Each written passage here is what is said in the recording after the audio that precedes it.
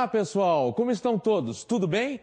E estamos juntos agora para trabalharmos História do Brasil comigo, professor Oswaldo. Vocês, ao longo dessa semana, anteontem, segunda-feira, ontem, viram alguns professores passarem por vocês aqui, trabalhando diferentes disciplinas. E hoje, comigo, sempre nas quartas-feiras, nesse primeiro horário, nós estaremos trabalhando a História do Brasil. Eu, História do Brasil, e o professor Laércio, com geopolítica ou alguma coisa por aí, já que ele está aqui e nós vamos tentar encaixá-lo em alguma questão. Estou brincando. Professor Laércio com geopolítica, e nós vamos justamente fazer aquilo que vocês têm visto, que tem sido o tópico das nossas aulas, isto é, a interdisciplinaridade, isto é, estamos ali sempre relacionando as questões e mostrando para você como você tem que pensar as questões do Enem de uma maneira diferenciada, né? Aonde você percebe que as diferentes disciplinas ali se relacionam numa mesma questão e podem ser vistas por ângulos diferentes. E outro ponto também essencial, lembrando que nós estamos trabalhando aqui questões do próprio Enem com você, não pura e simplesmente apenas para resolvê-las, não, longe disso. Nós pretendemos, a partir das questões, irmos além das questões, com temas que abordam para além das questões, trabalhando outros aspectos que podem ser objeto da sua prova. Não é verdade, Laércio? É importante esse treino.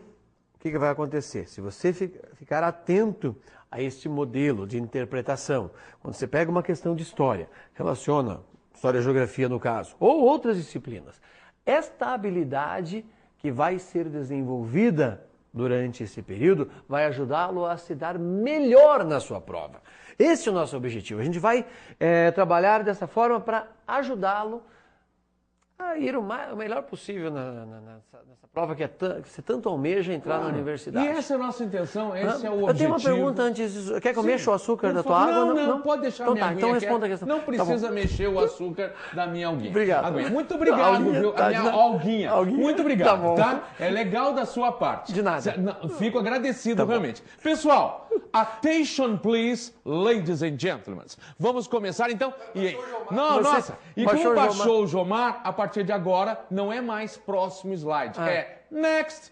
Já? Tá? Next? Não, calma. Bom. Deixa primeiro eu ir para lá. Então vamos lá. Next, por favor.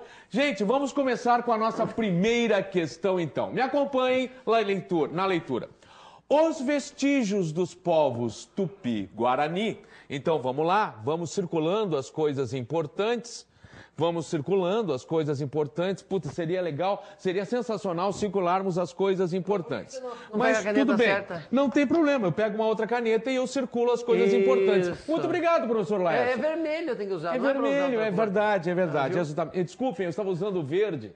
É vermelho. Então vamos lá. Os vestígios dos povos Tupi-Guarani, e você vai prometer para mim que vai sempre circular, marcar, sublinhar os tópicos importantes da questão, os aspectos importantes da questão. Você vai prometer para mim, certo? Temos aí um acordo. Você vai desenvolver esse cacuete de sempre estar marcando os aspectos fundamentais da questão. Então vamos lá, volta comigo. Os vestígios dos povos Tupi-Guarani encontram-se desde as Missões, na região ali do Rio Grande do Sul, e o Rio do Prata, ao sul, até o Nordeste, com algumas ocorrências ainda mal conhecidas no sul da Amazônia. A leste, ocupavam toda a faixa litorânea, desde o Rio Grande do Sul até Maranhão. Rio Grande do Sul até o Maranhão.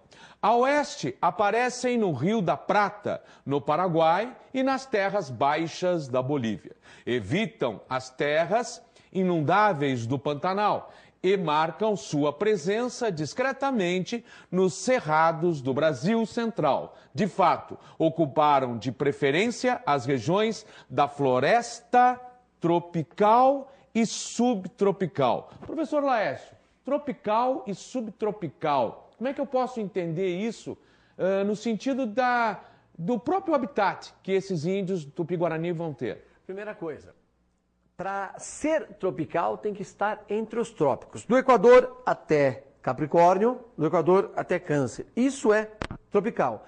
E subtropical ao sul do Trópico de Capricórnio e ao norte do Trópico de Câncer. Essas duas referências. Você tem que... vamos fazer um acordo agora. Você vai ter, até o final do ano, consigo, um atlas. Opa, beleza. Você precisa ter um atlas. E sempre um mapa do mundo e um mapa do Brasil. E olhar para este mapa cada vez que uma citação seja feita. Por exemplo, o professor Oswaldo citou ali, Pantanal. Evitam o Pantanal. Os índios guaranis, porque quem ocupava o Pantanal eram os índios guatós. Mas o fato de você ter olhado no mapa, você tira uma fotografia mental disso e ganha habilidade na leitura cartográfica. Outro ponto do texto que ele falou, que atingiu até o Maranhão, o Nordeste brasileiro. Li o texto, olhei no mapa, ganho habilidade. Até o Rio Grande do Sul. Falou em tropical? Veja onde está a linha do trópico, por onde ela está passando. Por exemplo, a linha do trópico de Capricórnio no Paraná passa a cidade de Londrina, Maringá. Exato. Em São Paulo, pela cidade de São Paulo. Sul do Mato Grosso do Sul. Então, esses detalhes ajudam a você, sem passar por aquele decoreba que não leva a nada. Exatamente. Você ganha habilidade e vai memorizando aos poucos. Exato. E veja, aí vem um ponto fundamental. Você também, e não pensando só em geografia, você não pode estudar história, seja história geral, seja história do Brasil, sem conhecimento das diferentes regiões, sem perceber essas diferentes regiões. Você tem que entendê-las. A história será muito melhor compreendida se você tiver anexado o próprio estudo da geografia. Sim. Um colabora com o outro, é fundamental. Certos aspectos da história você não vai entender se você, como o professor Laércio disse, olhar para o mapa e perceber os diferentes posicionamentos ali, sem sombra de dúvida. Vamos adiante? Olha lá. Os povos indígenas citados possuíam tradições culturais específicas que os distinguiam de outras sociedades dos colonizadores europeus, de outras sociedades e dos colonizadores europeus. Entre as tradições tupi-guarani, destacava-se, ponto fundamental primeiro, deixa eu voltar aqui, tradições culturais específicas. É importante você perceber isso. Nós não podemos pensar os indígenas brasileiros, como muitas vezes nós costumamos pensar, como se fossem uma coisa só. Não, eram grupos diferentes, etnias diferentes, grupos diferentes, propriamente ditos, troncos linguísticos diferentes. Ao contrário, eles eram extremamente diferenciados entre si. Certo? Então não podemos pensar como uma coisa só. Nós temos que entender que eram grupos culturais diferentes. E a partir disso também entender um outro aspecto, que não existem culturas superiores ou inferiores. Por exemplo, quando pensa em relação ao colonizador português chegou com uma cultura superior. Não, esqueça esse tipo de raciocínio, esqueça esse tipo de pensamento. Você tem que perceber que diferentes povos criam culturas diferentes, adaptadas ao seu meio. Então, cada um está plenamente adaptado ao meio em que vive. Então, não existem culturas superiores ou inferiores. Isso é algo que a gente já tem que deixar de lado a partir daqui. Beleza? Next. Agora? Por favor. Bem, então vamos lá.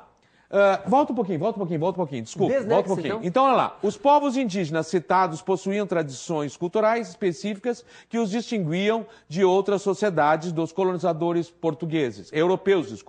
Entre as tradições tupi-guarani, destacava-se, agora sim, next, a organização em aldeias politicamente independentes, dirigidas por um chefe eleito pelos indivíduos mais velhos da tribo, eleição, politicamente independentes. Espera aí, as tribos indígenas não significam estados. Elas não são estados para que nós tenhamos eleições ou politicamente separados. Não, nada disso. Não havia a questão da constituição de um estado entre os indígenas, até porque não eram civilizações, né? Eram povos indígenas, eram nações indígenas e não estados propriamente ditos, de maneira nenhuma. Volta comigo. A ritualização da guerra entre as tribos e o caráter semi-sedentário de sua organização social. Havia uma ritualização da guerra entre os diferentes povos indígenas? Sim, é uma característica. Eram povos semi-sedentários? Sim, eles tinham uma agricultura, têm uma agricultura ainda incipiente, mas ao mesmo tempo voltados à questão da caça, da pesca, da coleta propriamente dita. Então, semi-sedentários. Opa, essa alternativa me parece legal. Mas vamos em frente, vamos dar uma olhadinha nas outras. Vamos lá. A conquista de terras mediante operação militares, o que permitiu seu domínio sobre vasto território. Operações militares? Não. Operações militares, não, né? Ações guerreiras, não operações militares. Aí, de novo, nós estamos colocando uma instituição ao nível de civilização, que é o que nós não temos nesse presente momento. Vamos lá. O caráter pastoril de sua economia, que prescindia da agricultura para investir na criação de animais, olha, até poderíamos ter um pastoreio, né? Alguma criação de animais. Mas não que isso vá levar a prescindir da agricultura, de forma nenhuma, de maneira nenhuma. Então, esta também nós podemos desconsiderar. O desprezo pelos rituais antropofágicos. Antropofagia, comer carne humana, praticados em outras sociedades indígenas. Não havia esse desprezo. Ao contrário, algumas dessas tribos praticavam, inclusive, a antropofagia. Mas por quê? Porque gostavam da carne humana? Porque a carne humana era um bom prato a ser, né, deglutido? Não. Por uma questão realmente de costumes.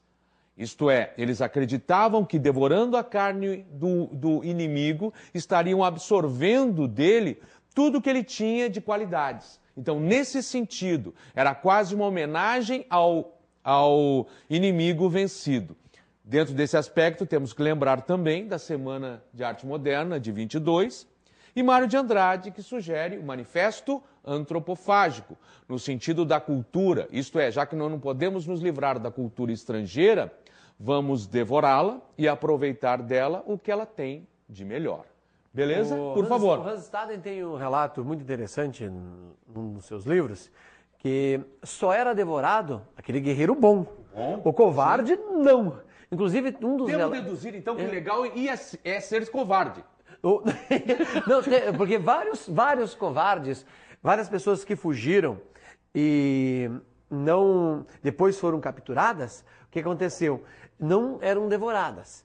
Então elas tiveram que tomar atitudes de heróis depois para que pudessem passar por esse processo para serem devoradas. Tem não um, relatam vários. Sim, e Hans Staden é um dos que contam essas histórias. Porque se você fosse ignorado, não você ficar de lado, significa que você era uma pessoa desprezível ao ponto de não ser devorada pelo seu inimigo. Vamos para o próximo slide, então. Next, justamente, a ritualização da guerra entre as tribos e o caráter semi-sedentário de sua organização social são a nossa alternativa correta, a alternativa B. Vamos agora ir adiante um pouquinho nos nossos conhecimentos a respeito desse tema. Vamos aprofundar um pouco? Vamos lá. Aqui temos algumas informações interessantes. Os Tupi-Guarani desenvolveram a agricultura principalmente de mandioca. Foram eles, inclusive, que ensinaram os portugueses a comer a mandioca, né? Inclusive, diga-se passagem, num livro de Sérgio Buarque de Holanda, chamado Raízes do Brasil, Sérgio Buarque de Holanda nos mostra num texto O Semeador e o Ladrilhador, como, no início da colonização, o português se moldou à cultura do indígena, se voltou à cultura do indígena, justamente aprendendo do indígena muito das formas de sobreviver nas terras da colônia recém-encontrada, certo? Outro detalhe aí interessante, o comer a mandioca, o índio foi o que nos ensinou a fazer a farinha. Exato. O índio nos ensinou a tirar o veneno da mandioca, porque a sua folha tem um veneno muito, muito forte e ela dá um prato, essa folha gera um prato muito consumido em partes do Nordeste e região Norte do Brasil chamado maniçoba. Já comeu maniçoba? Não gostei nem do nome. Então tá bom. Mas é um prato muito apreciado. Já pensou? A primeira Você já vez que eu- comeu maniçoba? Uma primeira, não me a dá primeira vez vontade. que eu, uma das primeiras vezes que eu estava na região norte, me convidaram, vamos comer uma maniçoba? Eu fiquei olhando, mas o que é isso? Pensando bem, eu passo. Não, mas eu fui. Sabe Foi? o que é? Ela demora 7 dias para ficar pronto. 7 dias. Maniçoba. Mãe, quando fica pronto o almoço? Daqui a 3 dias. E aí você... Sensacional. Ela me lembrou uma feijoada. Por esse processo de cozimento ser muito longo, então ela fica um caldo escuro, lembra um caldinho de feijão que você triturou. Deve ficar gostoso, Não, então, cara. é Deve bom, ficar é bom. bem- deve É ficar bom. bem gostoso. Só é uma técnica indígena para tirar o veneno da folha da mandioca, da chamada mandioca brava. Laércio, aproveitando, me ajuda aqui. Uma técnica que também os índios nos ensinaram, os tupis principalmente, foi o sistema de queimada para a agricultura, a prática da queimada para novamente reaproveitamento do campo. Como é que isso é visto hoje? Olha só, no caso do indígena é interessante porque ele dividia, não é que ele fazia uma divisão da terra, mas ele falava, ó, eu vou usar esse pedaço aqui durante, sei lá, 2, 3 anos. E é claro que ele ia fazendo queimadas. Lembre-se que ele não tinha foice, Sim, não tinha claro. enxada. Os índios trocavam isso pelo pau-brasil. Os portugueses traziam esse material depois para fazer a troca pelo pau-brasil. Mas antes da chegada dos portugueses, eles não conheciam esses instrumentos. Então o que tinha que acontecer? A queimada. E durante 3 anos dava para fazer. No 3º, 4º ano, a terra ficava fraca. Você não conseguia produzir o milho, que é coisa da América do Sul, principalmente dos Andes. E a mandioca, por exemplo, a produção diminuía. Então o que era feito? Eles abandonavam aquela terra, passavam para o lado, automaticamente, em 2, 3 anos, 4 anos, aquilo se reconstituía e ele podia voltar a plantar naquele lugar. Hoje não dá porque nós exploramos de forma intensiva e ostensiva um pedaço de terra. Então não dá para você queimar todo instante porque você destrói aqueles nutrientes e micro-organismos que ele tem. No caso do índio funcionava porque ele iria abandonar aquilo e ela se regeneraria depois de alguns anos. Exato. Gente, vamos seguindo adiante, olha lá. Ó. Com relação à liderança religiosa, ao líder religioso, este era o pajé, que prometia para aqueles envolvidos com sua religião a chamada terra sem males, que podemos traduzir como Ive Maraé. Deve ser mais ou menos esta a pronúncia, acredito, né? Eu acredito que você Maraé. pode dizer, Acho que é mais ou menos. Next estava pronunciando correto, em Dirá Tupi exato, Guarani é Next, mais então fácil. piora muito. Mas veja, justamente prometia dentro da religião deles essa suposta terra sem males dos espíritos. Correto? Next. Vamos mais adiante com algumas informações. No século XVI, opa, deixa eu dar uma apagadinha aqui. Não, ficou muito bom. Agora ficou melhor ainda. Ficou sensacional. Mas não tem problema, não tem problema. Vamos lá. Então, agora sim, século XVI. Olha que bonitinho. Agora você quase fez um círculo Agora ficou legal. perfeito. Com a chegada dos colonizadores europeus, alguns povos tupi-guarani, como os tabajaras, se aliaram aos portugueses.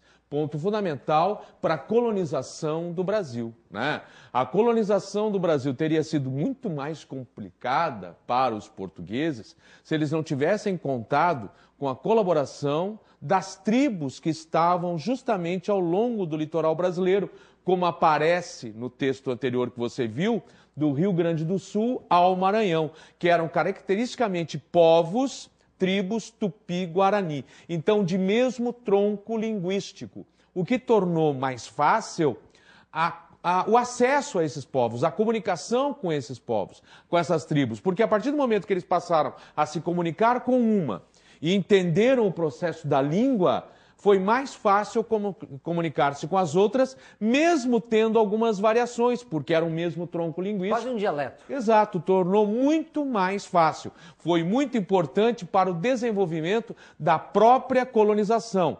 Lembre-se, uma colonização que primeiro priorizou o litoral. Inclusive, os portugueses não gostavam muito quando se adentrava pelo território da colônia. Não, inclusive, no início, eles fizeram leis proibindo que houvesse essa entrada no território brasileiro. O que, é claro, os bandeirantes não vão respeitar muito, não. Os bandeirantes vão entrar pelo território assim mesmo, e como também será a atitude dos jesuítas, que nós vamos falar mais adiante em nossas aulas. Estes não respeitaram muito as determinações do Estado, não, e seguiram adiante.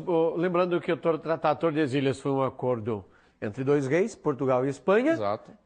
E pela igreja. E os bandeirantes, na sua maioria, eram judeus. Não tinha nada a ver com a igreja, né? Então... Além do que, aproveitando também, depois, entre 1580 e 1640, nós vamos ter a chamada União Ibérica, quando o rei de Portugal morreu e o parente mais próximo que ele tinha era o rei de Espanha, o rei Felipe. E aí, durante esse período, nós tivemos o Portugal pertencendo à Espanha. E tudo meio que ficou um território só. Isso facilitou muito para os bandeirantes, que puderam agora adentrar mais pelo território que não era o território português, além do Tratado de Tordesilhas, sem ter grandes problemas. Quando mais tarde tivemos o Tratado de Madrid, 1750... os portugueses já tinham avançado mais no território. Aí passou a valer uts possidetis. Exatamente. Se você ocupa, é tua. Uts possidetis. Ocupou, é quem seu. Ocupou o território uma espécie é seu. de... Hoje em português a gente trabalha com uso capião. Exato. Seria quase que a mesma coisa. Certo? Bem, vamos mais adiante um pouquinho. Next. E aqui nós temos alguns posicionamentos de tribos indígenas dentro do Brasil, assim, aproximado, tá, gente? Para a gente se localizar. Os Tupi-Guarani, então, estavam aqui pelo litoral, certo? E um pouquinho também pelo interior do Brasil, aqui, mais nessas regiões aqui. Os Macro-G, um pouco mais interioranos. E os Caribe-Aruac, mais na região aqui da Amazônia, propriamente dita, por estas regiões se localizavam. Lembre-se, troncos linguísticos diferentes, né? Mas que vão estar mais ou menos posicionados por estas regiões. Beleza? Next. Vamos lá, mais uma questãozinha então. Vamos lá. Os tropeiros, opa, um assunto bem específico, olha aqui, ó. Tropeirismo, um assunto bem específico. Foram figuras decisivas na formação de vilarejos e cidades do Brasil colonial. Agora eu estou me lembrando de uma coisa que é bom comentar. Nossos alunos, claro que sabem, né? Nossos aí, telespectadores, claro que sabem que nós estamos trabalhando com as questões da prova de 2010 inicialmente. Isso foi dito para vocês lá no primeiro dia. Nós vamos acabar com as questões de 2010 e depois passaremos às questões de 2011 e assim sucessivamente. Então aqui você está vendo a questão 19 da prova de 2010, certo? A palavra tropeiro vem de tropa, que no passado se referia ao conjunto de homens que transportava gado e mercadoria, por volta do século XVIII. E foi até mais ou menos 1940. Por aí, aproximadamente. Um pouquinho, mais ou menos por aí. É o nosso maior período Eu sei que o pessoal da história não trabalha com o termo ciclo econômico, mas é o período econômico mais longo da história brasileira. Se eu for considerar em termos de ciclo, sim. O ouro não durou. A cana existe até hoje, mas ela não é predominante. Naquele momento o tropeirismo era dominante. O ouro teve um período longo, mas hoje ele não é mais predominante.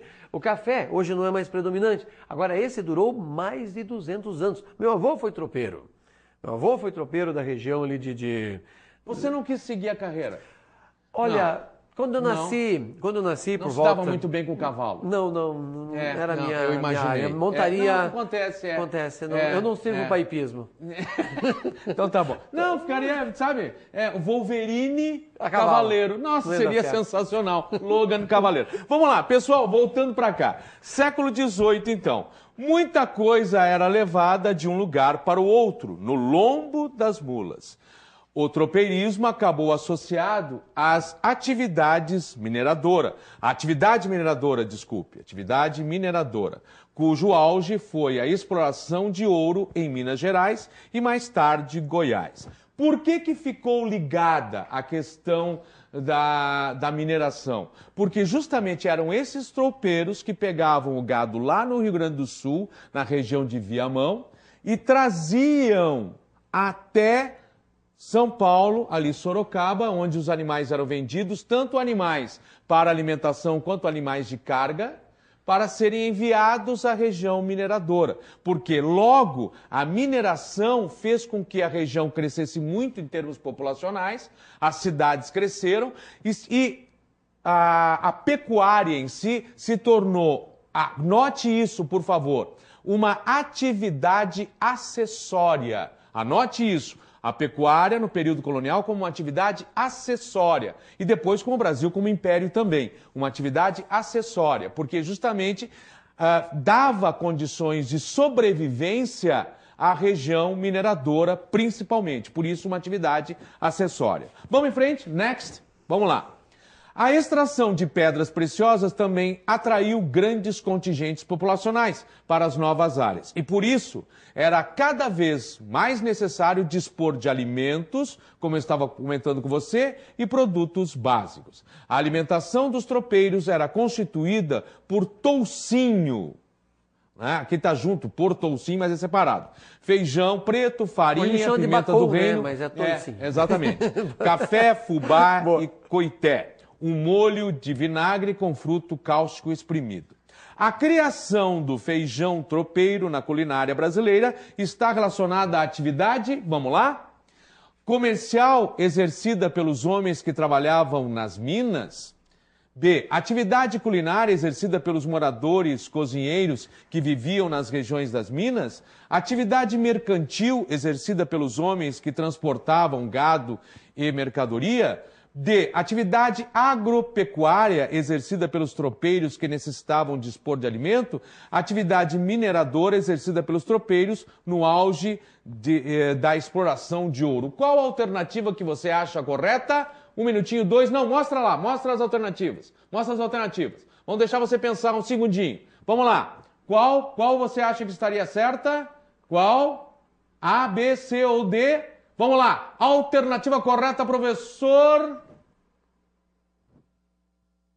Enganei vocês. Enganei vocês. Não é ainda a alternativa. Vamos desenvolver o papo para ver se a gente consegue achar a alternativa? Olha comigo. Uma atividade acessória, como comentei com você, representa uma atividade acessória.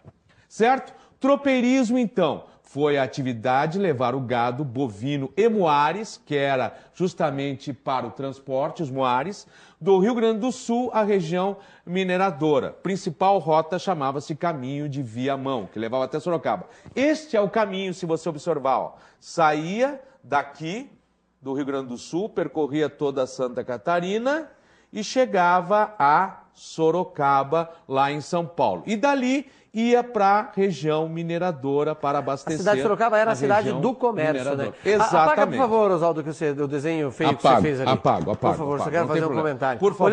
Olhando para este mapa ainda, presta atenção, ali no Paraná, tem ali Ponta Grossa, Castro... Não, deixa assim, senão vai ficar feio ali. Deixa bonitinho como tá. Tá certo. E mesmo no caminho, pessoal, mesmo em todo esse caminho que você está vendo, pessoal, não tem cidade. Eu quero esclarecer que isso aqui não vai dar certo, essa dupla não vai dar certo. Isso aqui vai virar encrenca, não tem a menor dúvida, porque esse cara está começando a me irritar. Por favor, siga. Então, vamos lá. Ó, volta para o mapa lá. Veja, formou-se um rosário de cidades neste caminho. Tem a marcação do Paraná, mas aconteceu isso em Santa Catarina, idem para o Rio Grande. Por que aconteceu?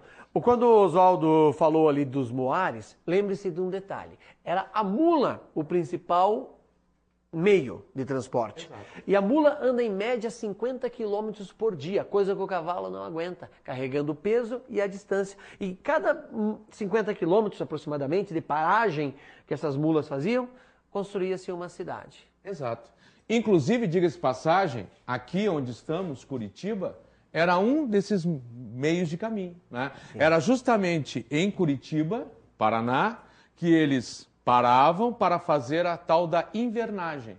Né? Paravam aqui em algumas estâncias por aqui, ficavam, inclusive os donos destas terras deixavam as suas terras e iam para a cidade propriamente dita, deixando a fazenda entregue aos tropeiros. Quando eles tinham dado uma engordadinha nos animais suficiente para seguir viagem, eles seguiam então. O que dava ida e volta em torno de um ano e meio, quase 2, dependendo do caminho e dependendo das condições desse caminho, né?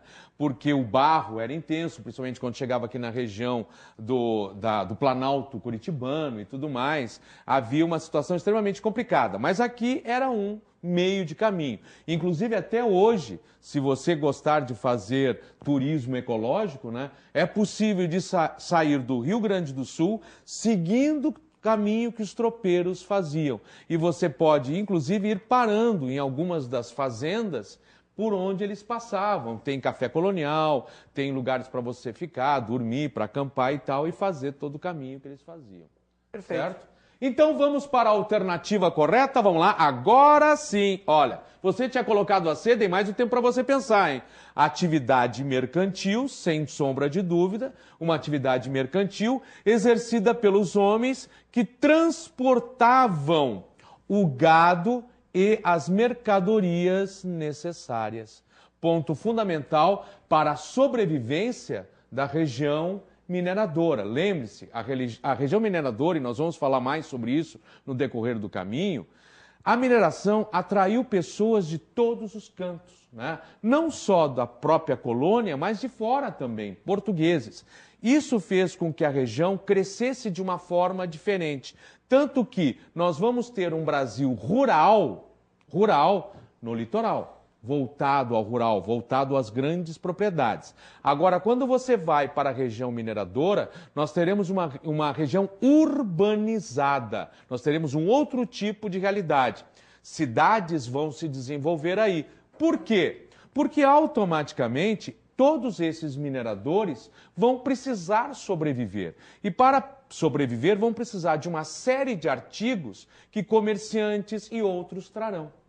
Inclusive, costuma-se comentar que quem efetivamente ganhou dinheiro na região mineradora não foram os mineradores, mas foram comerciantes da região que vendiam para os mineradores e que ganhavam em troca disso pagamento em ouro, muitas vezes.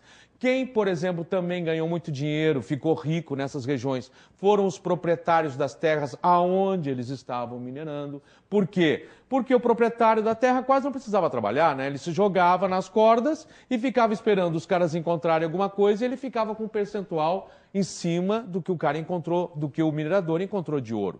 Então, dessa forma, o minerador propriamente dito, este não ganhou muito dinheiro. Não enriqueceu, mas aqueles que estavam assessorando isso, aqueles se deram muito bem. Criadores de gado no Rio Grande do Sul também se deram muito bem, porque em suas estâncias criavam o gado necessário e que ia até a região mineradora. Então vejam, toda uma situação de mercado interno se forma a partir do ouro no Brasil. O ouro no Brasil teve mais significado que propriamente apenas a riqueza que ele gerou enquanto ouro. Ele constituiu toda uma nova realidade no Brasil que vai se transformando, vai mudando a partir desse aspecto. Na verdade, isso só vai acabar com a chegada do caminhão, com a construção de estradas. Inclusive tem uma música de raiz, uma música sertaneja chamada Mágoas de Boiadeiro, que conta essa história, conta essa carregando a boiada, já me aperta o coração. Porque ele foi um peão que perdeu a profissão e daí ele escreve aqueles versos dizendo, olha, acabou o meu trabalho, sempre fiz isso a vida inteira. E uma viagem dessa demorava meses, 6, 7 meses entre sair de Sorocaba e voltar dava praticamente um ano e meio. Ele chegava em casa, o filho dele estava grande. Exatamente. Havaiana laceada. Exatamente. E o filho, às vezes... vamos deixar essa parte do filho, porque se for fazer cálculo, às vezes o cara descobre. Não dava certo muitas. Meu Deus do céu, o moleque. Mas como? Não, mas veja, às vezes acontece. Sim. Atrasado. Isso é normal. Se perdeu. Melhor pula essa parte. Pula. Mas vejam, pessoal, tchau. Por causa disso, continuamos numa próxima aula. Tchau, tchau. Estarei junto com esse cara agora. Até daqui a pouco. Até daqui a pouco.